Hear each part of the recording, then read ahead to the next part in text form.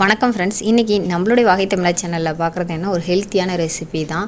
என்ன அப்படின்னு கேட்டிங்கன்னா ரவா லட்டு. ரவையில் பண்ணுறதுலாம் ஒரு ஹெல்த்தியான விஷயமா அப்படின்னு சொல்லிட்டு நீங்கள் நினைக்கலாம்.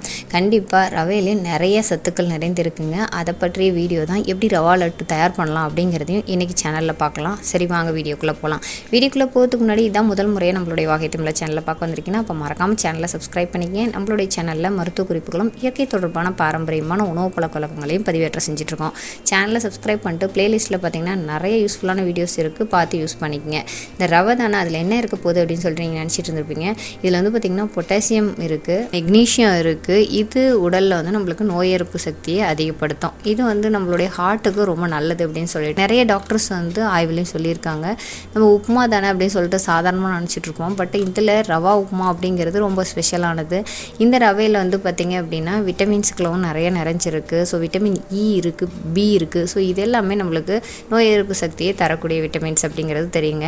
ஸோ இந்த ரவையை பயன்படுத்தி ஒரு ஹெல்த்தியான டிஷ்ஷை வந்து நம்ம குட்டீஸுங்களுக்கு எப்படி செஞ்சு கொடுக்கலாம் அப்படிங்கிறது பார்க்கலாம். அதுதான் உங்களுக்கு வந்து பார்த்திங்கன்னா ரவா லட்டு. இந்த ரவா லட்டு வந்து தயாரிக்கிறதுக்கு ரொம்ப சிம்பிளுங்க. ஒரு 5 மினிட்ஸில் நீங்கள் ரெடி பண்ணிடலாம். ரவை வீட்டில் இருக்கா, ஒரு கப்பு ரவை எடுத்துக்கங்க. கொஞ்சம் பொடிசான ரவையாக இருந்தால் நல்லாயிருக்கும். ஒரு வேளை பெரிய ரவையாக இருந்ததுன்னா கொஞ்சம் மிக்சியில் போட்டு ஒரு ஓட்டிக்கிங்க. 2 டேபிள் ஸ்பூன் நெய் விடுங்க. அந்த ரவையை நல்லா பொன்னிறமாக ஸ்லோ சிம்மில் வச்சுட்டு வறுத்து எடுத்துருங்க. இது கூடயே எவ்வளோ ரவை எடுத்தீங்களோ அதே கப்பில் வந்து உங்களுக்கு பிடிச்ச சர்க்கரை அளவு எடுத்துக்கங்க. ஈக்குவலாக 1 கப்பு ரவைக்கு 1 கப்பு சர்க்கரை கரெக்டான ரேஷியோவாக இருக்கும். ஸோ அதையும் வந்து இதில் போட்டு நல்லா பரட்டிகிட்டே இருங்க. இந்த டைமில் வந்து தேவையான 1 டேபிள் ஸ்பூன் ஏலக்காய் தூள் வந்து போட்டுங்க. இந்த ஏலக்காய் தூள் நல்ல வாசனையாகவும் இருக்கும், உடம்புக்கு நல்ல ஆரோக்கியமானது.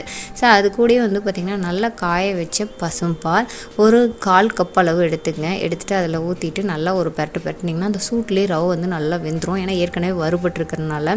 ஸோ இந்த பதத்துக்கு வந்துடும். இந்த பதத்துக்கு வந்தோடனே ஸ்டவ்வை நல்லா ஆஃப் பண்ணிடுங்க. ரொம்ப நேரம் வந்து கிளறிடாதீங்க, ஏன்னா டைட் ஆகிடும். ஸோ ஓரளவுக்கு அந்த கொலன்னு தன்மை இருக்கும் இல்லைங்களா, அந்த தன்மை இருக்கும்போதே நீங்கள் ஆஃப் பண்ணிடுங்க. ஏன்னா ரவைக்கு வந்து இமீடியேட்டாக அந்த கட்டியாகிற தன்மை இருக்கிறதுனால ரவா லட்டு வந்து உங்களுக்கு அப்படியே கடிக்கிற பதத்தில் ஆன மாதிரி ஆயிரும். ஸோ அதனால் ஆஃப் பண்ணிடுங்க. ஆஃப் பண்ணிட்டு கை பொறுக்கிற சூடு வந்தோடனே நீங்கள் அப்படியே உருண்டை மாதிரி பிடிச்சி வச்சுட்டிங்க அப்படின்னா சூப்பரான ஒரு 5 மினிட்ஸில் ரவா லட்டு வந்து ரெடி பண்ணிடலாங்க. ஸோ டக்குனு குழந்தைங்க வராங்களா என்ன செஞ்சு கொடுக்கலாம் அப்படின்னு சொல்லிட்டு நீங்கள் ரொம்ப குழப்பமாக இருப்பீங்க. இந்த ரவா லட்டு கொஞ்சம் ஹெல்த்தியானதை கொடுத்தோன்னு திருப்தியாக இருக்கும். அது மட்டும் கிடையாது, ஈஸியாக செஞ்சு கொடுத்துரும், வீட்டிலே செஞ்சு கொடுத்துட்டோன்னு சொல்லிட்டு நமக்கு ஹாப்பியாக ஃபீல் பண்ணுவீங்க.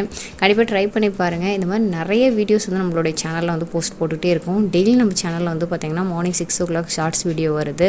இது மட்டும் கிடையாது, நிறைய மருத்துவ குறிப்புகளும் நம்ம வந்து ஏற்கனவே போட்டிருக்கோம். இதெல்லாம் நீங்கள் பார்க்கணுன்னா சேனலை சப்ஸ்கிரைப் பண்ணிட்டு ப்ளேலிஸ்ட்டில் பாருங்கள்.